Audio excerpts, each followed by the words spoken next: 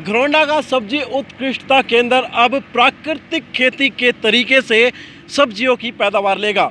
हम आपको बता दें कि धान, गेहूं और गन्ने की जो खेती है वो प्राकृतिक तरीके से की गई है, जिसके सार्थक परिणाम भी सामने आए हैं।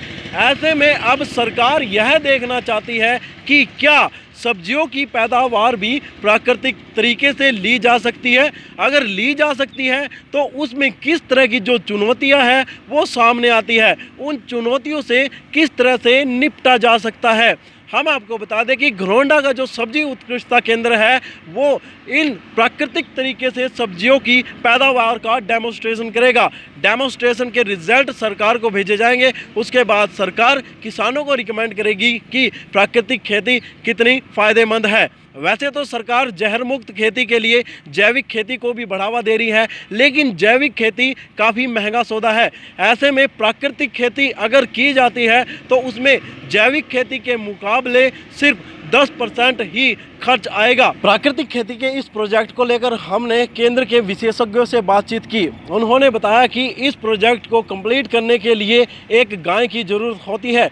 देसी गाय के गोबर और गोमूत्र के जरिए ही इस खेती को किया जा सकता है। अभी जैसे डिपार्टमेंट की तरफ से हमें बजट अलॉट हुआ है प्राकृतिक खेती को लेकर के जी, तो हमने उस हिसाब से अपनी कार्रवाई शुरू कर दी है। इसमें जैसे सबसे पहले तो मेन जो कंपोनेंट है वो देसी गाय का है, तो उसके अडोप्शन की कार्रवाई हमने शुरू कर दी है और उसके लिए कोटेशंस वगैरह भी इनवाइट हो चुकी हैं। तो आजकल में वो कार्य भी हमारा पूरा हो जाएगा और उसके साथ साथ जो सॉल्यूशंस जो उसके कंपोनेंट है अलग अलग, जैसे जीवामृत, घन जीवामृत, उनको बनाने के लिए जो भी सामग्री हमें चाहिए, जो भी चीज़ें चाहिए, वो भी अगले एक सप्ताह और 10 दिन के अंदर अंदर हम शुरू कर देंगे। बाकी फसल की बात करें तो फसल आपके सामने है। हमने फसल तो हमने लगा दी है, बस इसमें जो आपके कंपोनेंट्स यूज़ होने हैं, जीवामृत, घन जीवामृत या आपके जो नीम अस्तर वगैरह है, वो जैसे ही हमारे तैयार होते हैं तो हम उनका भी यहाँ पे डेमो वगैरह शुरू कर देंगे। डॉक्टर साहब, ये जीवामृत है, किस तरह से कार्य करेंगे इन फसलों में? जीवामृत का बेसिकली कार्य ये रहता है कि आपकी जो मिट्टी के सूक्ष्म जीवाणु हैं, माइक्रो ऑर्गेनिजम्स हैं, उनको मतलब बहुत तेज़ी से बहुत ही ज़्यादा मात्रा में वो मल्टीप्लाई करते हैं। और सूक्ष्म जीवाणु एक तरह से आपका क्या है, आपके मिट्टी में क्या है, आपकी हेल्थ को इम्प्रूव करने में काफ़ी ज़्यादा मतलब लाभकारी साबित होते हैं। और जितनी ज़्यादा आपकी मिट्टी की हेल्थ अच्छी होगी तो ऑटोमेटिकली क्या है, आपकी जो फसल है उतनी ही अच्छी मतलब कार्य करेगी। बिल्कुल एक नोडल इंस्टीट्यूट है हमारा नेचुरल फार्मिंग को लेके, प्राकृतिक खेती को लेके। तो वहाँ पर भी जो ये 3 फसलों की बात करें हम, अगर गन्ने की फसल, गेहूं की और चावल की फसल की बात करें तो उसमें काफ़ी अच्छे रिजल्ट्स देखने को मिले। उसी के मद्देनज़र हमने भी कुछ सब्जियों में इसे शुरू करने का लक्ष्य लिया ताकि हम देख सकें कि सब्जियों में कितनी मतलब ज़्यादा हद तक कामयाब है, और कामयाब है तो किन किन फसलों में हम इसको अच्छे से और बेटर कर सकते हैं, ताकि किसानों को इसके बारे में आगे आने वाले समय में जागरूक किया जा सके और एक जो जहर मुक्त खेती है उसकी तरफ और बढ़ावा दिया जा सके किसानों को। डॉक्टर साहब, जैविक खेती की बात की जाए, प्राकृतिक खेती की बात की जाए तो कितना असर पड़ता है इससे किसान को? देखा जाए तो दोनों ही खेती क्या है, दोनों ही जहर मुक्त खेती हैं। लेकिन जो छोटा किसान है वो कहीं ना कहीं जैविक खेती को उतने अच्छे तरीके से नहीं कर पाता, क्योंकि जैविक खेती में आपका क्या है, आपकी जो लागत है, जो आपकी इनपुट कॉस्ट है, वो कहीं ना कहीं बहुत ज़्यादा है।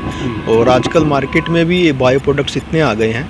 एक तो सर्टिफिकेशन जो ज़रूरी है बायो प्रोडक्ट्स के लिए, वो हर एक कंपनी के पास नहीं है, ठीक है। दूसरा, प्रोडक्ट्स इतने महंगे हैं कि कई प्रोडक्ट्स तो बायो के इतने ज़्यादा महंगे हैं कि वो केमिकल प्रोडक्ट से भी कुछ ज़्यादा महंगे हैं। तो वहाँ पे क्या आपका जो खर्चा है जैविक खेती में बहुत ज़्यादा बढ़ जाता है। वहीं अगर प्राकृतिक खेती की बात करें तो वहाँ पे आपका 90% से भी ज़्यादा खर्चा आपका कम हो जाता है। जो खर्चा आपका जैविक में आ रहा है उसका भी 90% कम खर्चा आपका जैविक में आता है, प्राकृतिक में आता है। प्राकृतिक में आपका खर्चा केवल और केवल इसका गुड़ का और बेसन का रह जाता है जी।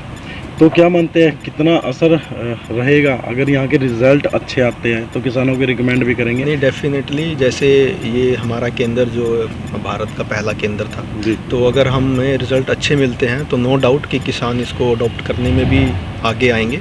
और हमारे यहाँ पर किसानों की विज़िट्स वगैरह क्या काफ़ी ज़्यादा होती है, तो ये उम्मीद की जा सकती है कि अगर हमें रिज़ल्ट अच्छे मिलते हैं प्राकृतिक खेती में सब्जियों के मद्देनज़र, तो डेफ़िनेटली किसान इसे अडॉप्ट भी करेंगे और अच्छे से अडॉप्ट करेंगे। जैसा कि हरियाणा सरकार का अब फोकस है कि जहर मुक्त खेती की जाए, तो जिसके अंतर्गत हमारे जो सेंटर ऑफ एक्सीलेंस वेजिटेबल्स को भी डिपार्टमेंट ऑफ हॉर्टिकल्चर के द्वारा इसको चिन्हित किया गया है।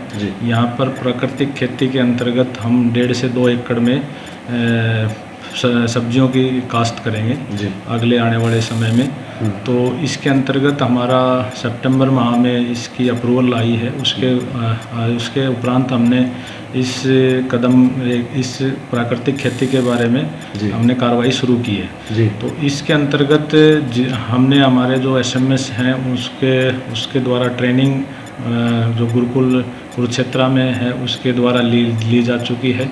और इसके जो भी प्रोडक्ट हैं जैसे जीवामृत है, घन जीवामृत है, निमास्त्र है, तो इस तरह के जो भी प्रोडक्ट हैं वो हमने अभी फॉर्मुलेशन अभी बनाना शुरू, हम विद इन वीक और 10 दिन के अंदर हम ये शुरू कर देंगे। तो इसके ऊपर विभिन्न प्रकार की सब्जियों की हम डेमोस्ट्रेशन करेंगे। इसके अतिरिक्त डेमोस्ट्रेशन के अलावा हम किसानों को जो ट्रेनिंग भी यहाँ भी दी जाएगी प्राकृतिक खेती के ऊपर। तो ये सब्जियों के लिए हमारे सेंटर ऑफ एक्सीलेंस वेजिटेबल को चुना गया है विभाग द्वारा, और फलों के लिए हमारा जो CEF मंगियाना है उसके ऊपर वहाँ पे प्राकृतिक खेती जो फलों के की काश्त की जाएगी वहाँ। जी। तो डॉक्टर साहब, ऑर्गेनिक खेती भी की जा रही है, ऑर्गेनिक में और प्राकृतिक में क्या डिफरेंस रह जाएगा? देखो, जैसा कि ऑर्गेनिक खेती भी यहाँ पे पिछले 7-8 साल से सेंटर पे की जा रही है, तो उसमें भी हमने काफ़ी अच्छा कार्य किया है पिछले सालों में। लेकिन अभी प्राकृतिक खेती पर जैसा कि बताया जा रहा है कि इसमें ऑर्गेनिक खेती से एक तो लागत कम आती है, दूसरा जो हमारा जो इसके जो प्रोडक्ट हैं वो जो यूज करेंगे वो उससे ज़्यादा इफ़ेक्टिव हैं और उनकी कॉस्ट भी कम आती है। तो इसलिए इस प्राकृतिक खेती के ऊपर हमारा जो किसानों की लागत आने की संभावना कम है। इसलिए प्राकृतिक खेती और ऑर्गेनिक खेती में यही डिफरेंस है कि ऑर्गेनिक खेती को इसलिए बढ़ाया नहीं जा सकता कि उसमें किसानों की लागत ज़्यादा आ रही है। तो इसलिए इसमें ये ज़्यादा चांस है कि ये कामयाब होगी।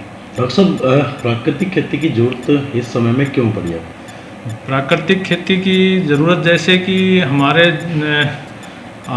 देख रहे हैं कि किसानों द्वारा खेतों में सब्जियों में अंधाधुंध जो पेस्टिसाइड और फर्टिलाइज़र का यूज किया जा रहा है, जिसकी वजह से आजकल काफ़ी बीमारियां काफ़ी बढ़ने लग रही हैं, जैसे कैंसर है, हार्ट अटैक हैं, BP है, शुगर है।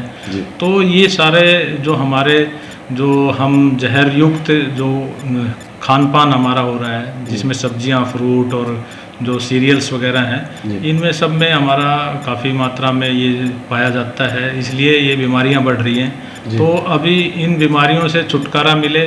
दूसरा, हमारा जो देश है अब खादान के रूप में काफ़ी सेल्फ वो है, डिपेंड है अपने, बाहर के खादानों पे कोई भी देशों पर निर्भर नहीं है। तो इसलिए अब देश में आवश्यकता है कि क्वालिटी का प्रोडक्शन हो, सब्जियां, फ्रूट और वो है वो जहर मुक्त रहे। तो इस चीज़ को बढ़ाने के लिए ये प्राकृतिक खेती की ओर कदम बढ़ाया जा रहा है। यहाँ पे जो डेमोस्ट्रेशन के अलावा साथ साथ हम किसानों की ट्रेनिंग भी इस वर्ष से शुरू करेंगे। ये प्राकृतिक खेती वक्त की मांग है।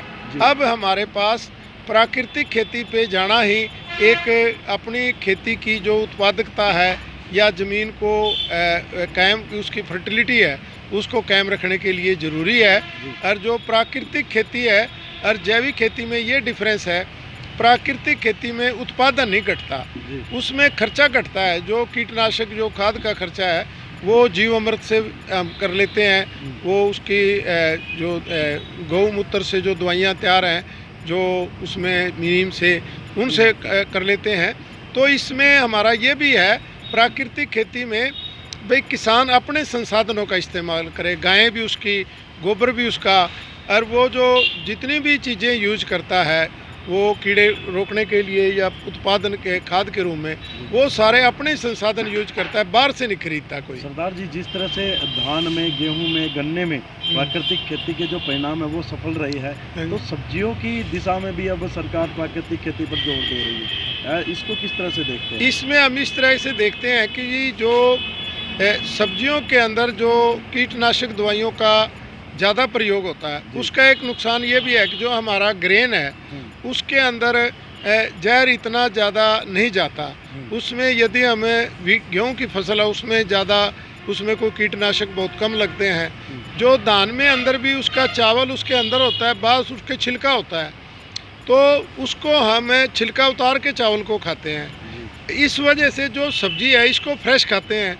सब्जी पे कई तो छिड़काव करके अगले दिन ही उसको बेचने के लिए मार्केट में ले आते हैं। तो हमारी फूड चेन में जो ज़्यादा जहर आ रहा है वो वेजिटेबल से आ रहा है, इसमें ज़्यादा ध्यान देने की ज़रूरत है। तो हमने कभी थोड़े एरिए में करके देखें, क्योंकि जो सब्जी उत्पादक है उनके दिमाग में ये है कि भाई दवाई बिना सब्जी नहीं होएगी, लेकिन ये संभव है, हो सकती है। प्राकृतिक खेती के इस प्रोजेक्ट को 14 लाख रुपए के साथ हरियाणा सरकार ने मंजूरी दी है। ऐसे में जिस तरह से दिक्कतें सामने आएंगी, जो चुनौतियां सामने आएंगी, उससे यहाँ के विशेषज्ञ निपटेंगे और जो भी दिक्कतें आ रही है उनको दूर करने के बाद ये रिकमेंडेशन की जाएगी किसानों को। किसान इसका कितना फ़ायदा उठा पाते हैं या फिर जो प्राकृतिक खेती का सपना सरकार देखती आ रही है, क्या वो सफल भी हो पाता है या नहीं, तो वो एक देखने वाली बात होगी। ऐसे में जो भी दर्शक खबर देख रहे हैं साथ के साथ शेयर जरूर करें, चैनल को फॉलो और सब्सक्राइब करना ना भूलें। नमस्कार।